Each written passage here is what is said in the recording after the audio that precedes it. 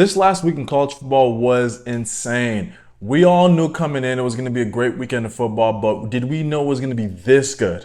First and foremost, both primetime games lived up to the hype. First, I want to just talk about the LSU game. LSU has been one of those underwhelming teams that you came into the season thinking like they could be good, they could not be good. They always lose those one or two games that they should win. Especially losing a Heisman winner such as Jaden Daniels last year with such high expectations they did not reach, but now they're to Garrett Nussmeier. Brian Kelly's had experience of working with QBs and kind of getting an underperforming team to get to the next level. Like I said, he's been to two national championship games. He's lost in both of them pretty bad, but he's taken teams that have not had the best talent and surprised a lot of folks. So no surprise this year, they had an LSU team. He has the resources. He has the NIL. He has the funding. He has everything that you need to recruit. It's just up to them to finally win. Early this year, they lost to USC, which was an embarrassing loss. We understood the gravity of that loss because it really just showed how bad or how upsetting LSU really was. But hey, let's not look. They've won 5 in a row. They've played some pretty good football, and they just cemented it last week with when they beat Ole Miss. Ole Miss coming into that game was a top 10 team in the country. You understand they had a really good offense. Lane Kiffin, Jackson Dart, their running backs, their receivers, one of the best in the SEC as well as the country. They will light up the scoreboard. LSU knew they had to play defense. This game came down to the end like I thought it would. It was one of those games that kind of started off slow. Both teams trading punts, trading turnovers, but LSU found a way. And can we talk about a last-second touchdown to send the game into overtime? And then that fade to Lacey in the end zone to seal the game? We can't talk any more good about that. It was a classic. This is what college football is about. We understand that there's a 12-team playoff, so Ole Miss is still not out of the race technically, but they're going to have to do a lot of things right and hope for a lot of luck on their side on the back end for them to get into the playoffs. But LSU, hey, don't look now. They're a top 10 team. They're poised to be playing for maybe an SEC championship.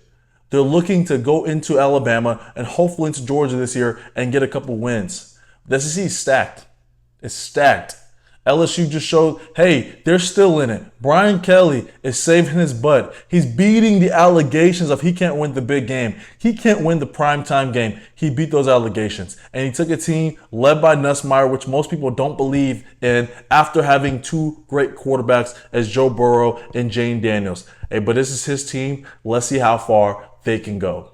Next, we're going to talk about is Oregon and Ohio State. These two games, man, these two teams, number 2 and number 3 in the country, battling Duke to Duke in Autzen Stadium in Oregon. That game, that atmosphere was electric. You have to understand these are two high-powered teams led by great QBs. Will Howard holding down it for Ohio State, and then you have Dylan Gabriel, the transfer, two-time transfer, taking his challenge to Oregon and really taking his team and putting it on the backs. Oregon did not start the season off great. They've had some really close wins. One to Boise State, which at the time we thought was a pretty bad win, but now we're showing that this Boise State team is a really good team. So it's almost a little bit more impressive. But honestly, they didn't play great to the standard of what they were set at. But they've been playing as great as of late. And Ohio State, this is their first true challenge of the year. Two teams that were neck to neck, offensive powers, great weapons, great QBs. Who was going to come out on top? And it was a shootout. All the way from the beginning. Trading blows right before halftime. 1-point game, 2-point game.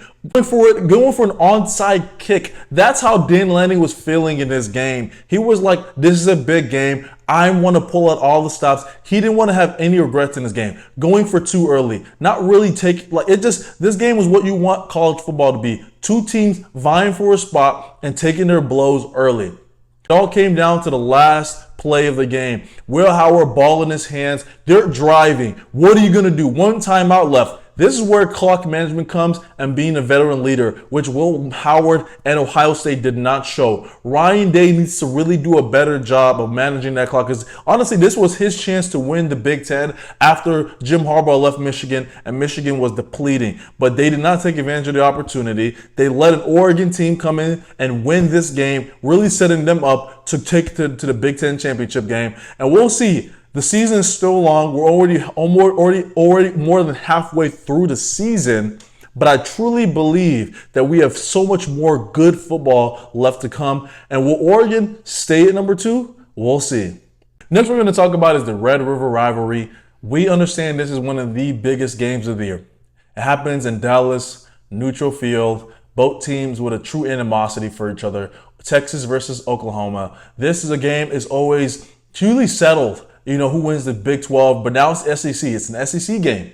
It's an SEC game, fellas. This is what we've wanted to see for so long. Two teams who have had a rich history play for something bigger than just the Big 12. And it did not surprise. Texas was the dominating force today. They've been having such a great season. This team is truly different. This is the first time that they're 6-0 since 2009. And we all knew what happened in that 2009 season. They ended up going to the championship game and losing to Alabama, but it was nothing less of a great season led by Colt McCoy and Mac Brown. This season is giving me the same kind of aura, same tendencies. Texas is looking really dominant. Quinn Ewers coming off an injury where he missed 2 weeks and sat and let Arch really take the helm, and Arch did not disappoint in those games he played. But Quinn coming back, he wanted to make a statement, and that's what they did. 31 unanswered points to beat Oklahoma. Oklahoma was looking abysmal in this game. To their credit, they did lose their 5 starting receivers, as well as playing with a true freshman quarterback. It doesn't matter because it's still college football. Next man up. Oklahoma looked horrendous, and Texas got their get back from last year's heartbreaker in the last play of the game. This Texas team is looking to take the college football world by storm. Is looking to impose its will and continue its dominance into the SEC. I truly believe Steve Sarkisian has a dynasty building right now. These last 2 years have been one of the best in Texas history, and what we've seen in a long time since early Mac Brown years with Vince Young, Colt McCoy. They're really getting back to the Texas way, and they're back, baby.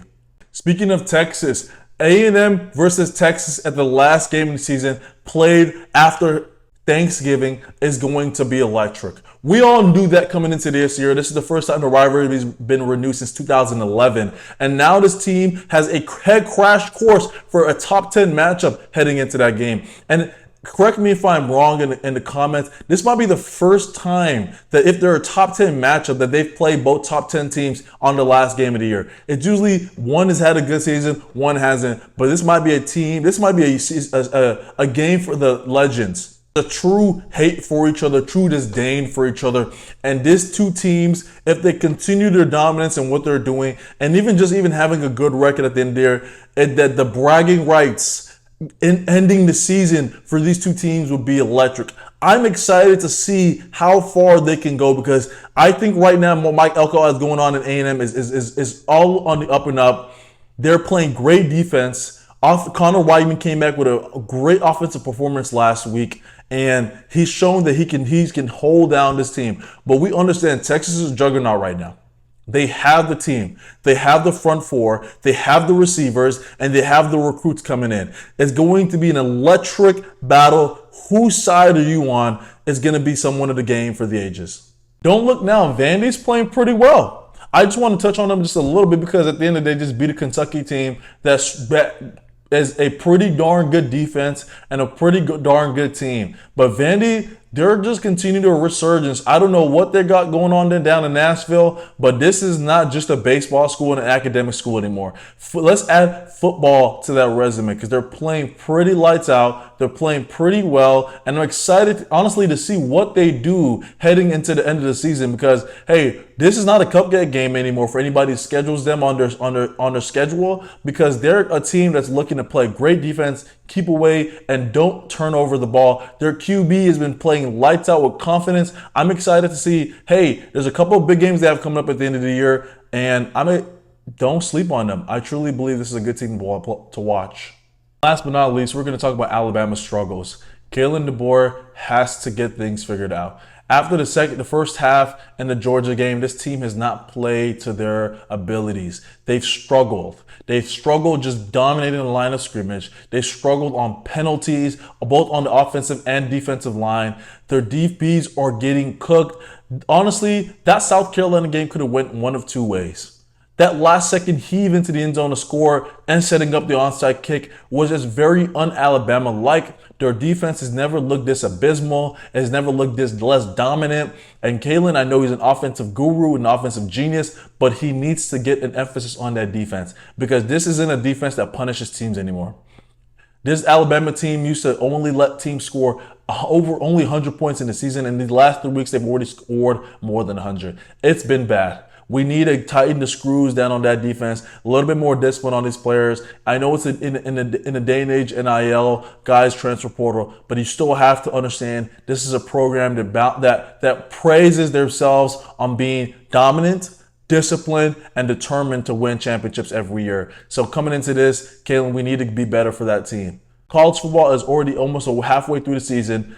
Please let me know what your games are excited coming up, what you're thinking about the season so far, and what teams have surprised you essentially with a pretty good season so far.